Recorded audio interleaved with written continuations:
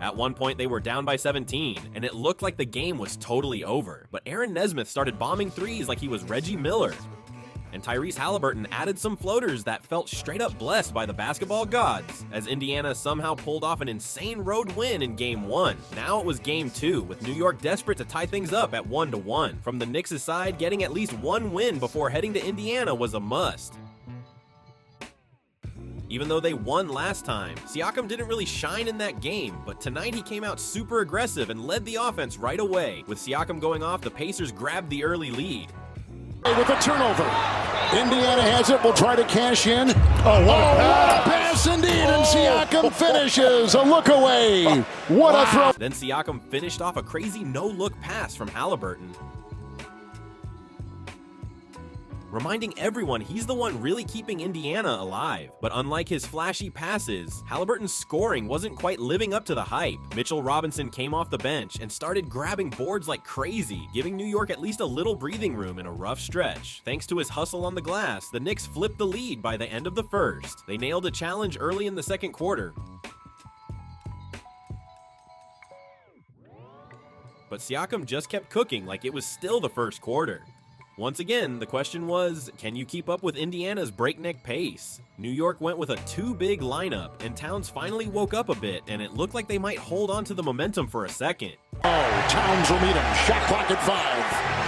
Pascal Siakam. That's good, and a foul, and 20 points for Siakam. But then Siakam hit a floater and won, and suddenly had 20 points already. He even clamped Towns once, which was huge. As Indiana started throwing in fresh legs from their deep bench, New York countered with their size, trying to use that advantage. With Towns and Robinson both out there, it was a tough matchup for Indy. Rebound, chase, and grab, snatched by Towns. 3, good! Towns, who had 0 in the first, was suddenly in double digits. And even without Brunson heating up, New York started to stretch the lead, but Indiana flipped the script again without too much trouble. Miles Turner, who had left for the locker room early in the game, came back and showed off much better mobility than Robinson. Once again, Indiana leaned hard into their full rotation. And the game was just as close and intense as Game 1. It wasn't until now that Haliburton finally scored his first bucket. Break for him. Only player in double figures for Indiana. Brunson and him hard again. Look at that. Look at the fadeaway. I mean, it is pure butter. And when comparing presence alone, Brunson was on another level. To make things worse, Haliburton committed a dumb foul to end the quarter and still hadn't shown anything like his Game 1 self. So the first half ended with New York up, mostly thanks to the 3-ball. From Indiana's perspective, Haliburton struggling was a real problem, but thankfully Siakam still had the hot hand for the Pacers, and for them, every stop pretty much turned into a fast break. So far, Haliburton's quiet night wasn't hurting them too much, yet. Then Haliburton, who'd been invisible most of the night, threw down a driving dunk and followed it up with a sweet corner 3 off a pass from Miles Turner. Siakam! Count it, foul! Those long strikes. Siakam, meanwhile, was straight up having the best playoff game of his career. Thanks to all that, Indiana managed to flip the first half deficit. It's not like they blew the game open, though. It was still close. At least Haliburton looked like he was finally getting aggressive again. Then he smartly drew a foul on Towns, which totally threw off Towns, who'd been solid on offense. Indiana looked ready to take full control in the second half, but Jalen Brunson immediately nailed a clutch 3 to tie it. Neither side could really pull away. It was neck and neck. In the second half, New York leaned more and more on Brunson. He even showed insane hustle, helping the Knicks briefly retake the lead. But Indiana's non-stop up-tempo style was pure chaos. Siakam casually hit the 30-point mark before you even noticed, and added another and one to keep his career night going. Indiana looked ready to close the quarter with the lead. Step going downhill. Brunson, a spin, he'll try to tie it. See what the footwork does? Because of those fadeaways. But Brunson hit a gorgeous step-through layup right at the buzzer, so it was all tied up heading into the final quarter. But Indiana's deep rotation started showing its value, especially when the second units were on the floor. They had the edge. Even without Haliburton, they had McConnell running things. On top, Shepherd three. That's usually what happens in the playoffs.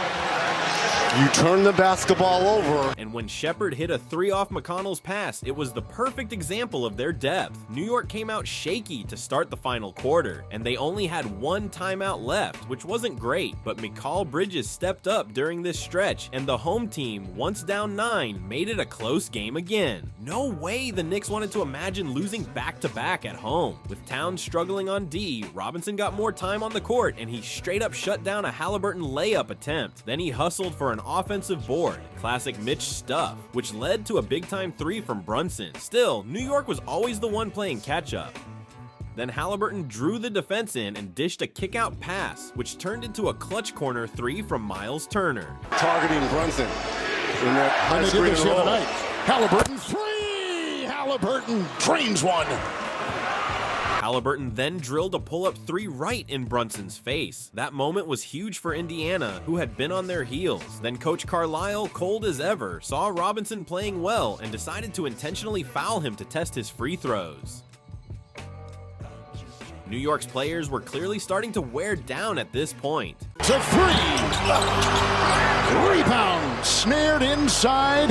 Haliburton, Siakam on the breakaway, and he takes it in for 2. And they just keep coming at. Indiana's fast break game, powered by their fresher legs, showed exactly why they're so deadly in fourth quarters. Meanwhile, the Knicks looked completely gassed, and it showed. Still, they had a certified clutch guy in Brunson. Even though he looked exhausted, Brunson suddenly went on a scoring tear. Just like that, he brought life back into the crowd and the team. What really stood out was how quickly he scored. It kept hope alive. Indiana, who had the lead, started panicking a bit under pressure. They wasted multiple late possessions and gave New York a chance to tie. It's 7. Haliburton and Brunson. Inside hard, it's open! 1-point game. Needing a 3, the Knicks went for a quick 2 instead. They started fouling, still holding out for a miracle, but Aaron Nesmith, Game 1's hero, sank every single free throw. That left New York with no option but to shoot from deep. I'm in a scramble situation. 3-point game. It's a 3 to tie, no. Rebound Turner. Pounded. And a whistle and 4-point. Brunson launched a last hope 3, but it didn't fall. And with that, New York's final push came to an end. Honestly, letting the lead slip in the middle of the quarter was what really killed them. With Siakam's playoff career-best performance and their up-tempo, high-energy style, Indiana took the win. Now they head home with 2 road wins in their pocket. Huge. New York once again got exposed for their lack of depth. Brunson's last stand was impressive, no doubt, but no team in conference finals history has made the finals after losing 2 at home. So now New York's only option is to make history.